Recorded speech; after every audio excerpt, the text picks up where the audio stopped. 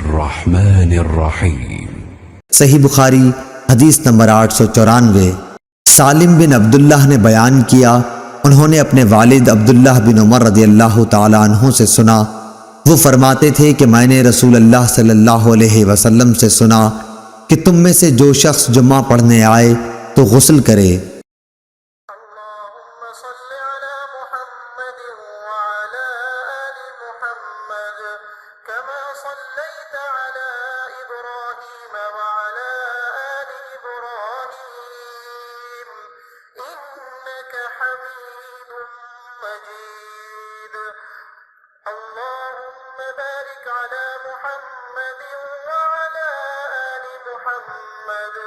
كما باركت على إبراهيم وعلى آل إبراهيم إنك حميد مجيد।